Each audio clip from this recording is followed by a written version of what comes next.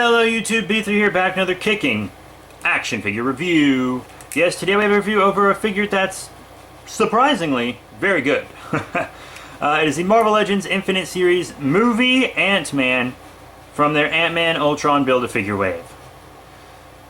This figure's really cool. He's a great figure. He does have problems, but figures like this are really what makes this wave worth it. This guy is the best figure in the wave. Easy. For me anyways. I don't have Bulldozer. Not going to get Bulldozer. A friend is giving me the Collect and Connect piece, or Build-A-Figure piece, not Collect and Connect. So I don't need to buy Bulldozer. I'm going to try to avoid buying Reaper because I don't want him. I don't know anything about the character. I have a lot of Hyperion molds. But this guy, really cool. Also would like this time to say the Ant-Man movie was good. It had a lot of problems, I think. It felt like a watered-down Iron Man with ants for the most part. I do like the heist element they incorporated. They did the heist very well. They did a good job of making the shrinking scenes feel dynamic. Villain was awful. Bad villain. Just not a good villain in the movie. Felt bad about that. Maybe a little sloppy with some of the characters. Great acting, though. Great acting. Yeah, and Paul Rudd did a great job as Ant-Man. I can't wait to see him again in Civil War. So, yeah, this Ant-Man figure, very cool. I'm going to zoom out a little bit so you can take a look at this guy. He has a lot of great detail and stuff. Original, sculpt and stuff on this guy. Very, just a good figure all around. He does have some inaccuracies, however. He is not accurate to the costume in the movie. As you can see, his mouthpiece is open here. He could not do that in the film. His mouthpiece would not open like that. The whole helmet would come up and reveal his whole face. I think he had different antennae, maybe. He definitely had tubes going to a backpack on his back. All that's missing. So he is missing some things to make him accurate. The orange isn't accurate, but that's just a creative decision. I mean, the rest of it was too, obviously. I guess they wanted to show his face for sales purposes, maybe. I don't know. They obviously chose to show his face like that for a reason, I think. Interchangeable heads would have been a good thing, but they did give us several little accessories for this guy. Very clean paint, very good paint. Most of the figures in this wave do not have clean paint. Most of the ones I have don't. Maybe like 50-50 do not have clean paint. So this guy's clean paint is, it's very nice to see. I can get a closer look here. Very nice looking figure. Very nice, just really nice. Even if he's not totally accurate, he's still a very nice looking figure.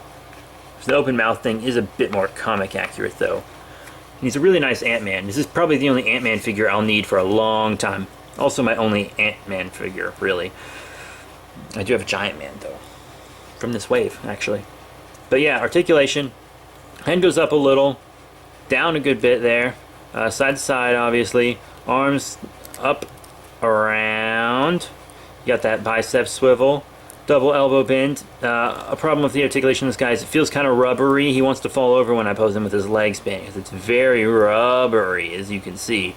Very rubbery on the limbs, which is a little weird, I think. It might just have been a way to make him cheaper to make, I suppose, since he's a new sculpt.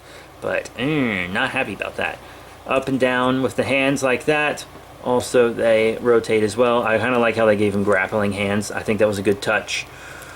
Not very far back, honestly, but a good bit forward on the ab crunch.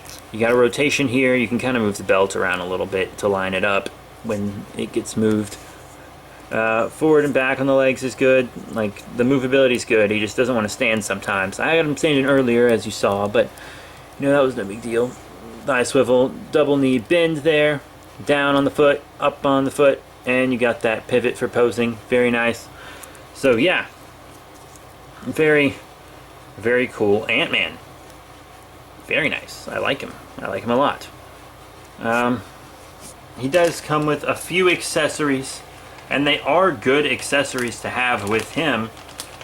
First up, Anthony. which is the flying ant he rides in the movie. They gave it gold wings, which was a pretty cool touch, I think. Nice detail on this ant. Just a nice big ant. It's a nice ant. And he does come with a small version of himself that you can put on the ant. Booyah. See, this is a tiny little Ant-Man. And you just set him on the ant. I'm not sure where he goes, honestly.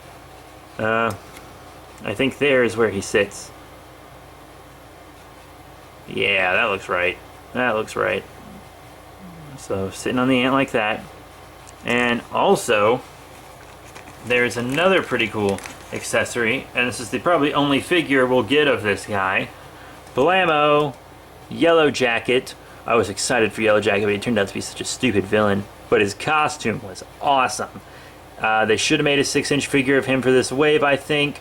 Maybe that was just gonna cost him too much, because honestly, all the other figures in this wave are mostly reused sculpts, or figures that were unreleased previously and they just decided to release in this wave.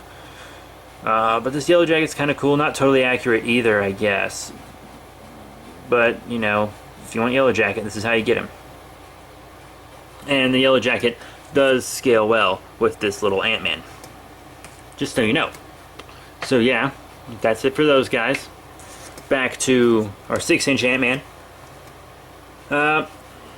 We are going to get into some size comparisons now. Now here's Ant-Man with some other figures from his wave. Here on the left we have the Giant Man I mentioned earlier. And here on the right we have the Wasp. Yeah, I very much doubt we will be getting a movie Wasp. Now, if you haven't seen Ant-Man, I'm not going to spoil anything. But the Wasp is infinitely more interesting than Ant-Man is. She is so much cooler. So much better, just all around. Amazing character. I think she's great in the comics. When you're watching the movie, if you already know about the Wasp, that the character Wasp exists in the comics, you can tell that the female lead in the movie is obviously being set up to become the Wasp. I'm not spoiling anything. It's just really obvious to comic people, and I doubt you'll be collecting these figures if you're not, you know, real into the lore and stuff. But we'll probably be seeing Wasp in Phase 3. I'm sure she will get a worse treatment than Black Widow. I bet she's barely featured at all. And I also bet that she will have no merchandising. It'll probably be some exclusive figure you gotta pay head over, you know, an arm and a leg for. Head over an arm and a leg. I'm gonna start saying that. That's pretty funny. But, you know, I do think he scales well with Giant Man and Wasp here. Don't expect a movie Wasp. Just get this Wasp. She's a good Wasp figure. Very good. I'll be reviewing her as well. Very nice figure.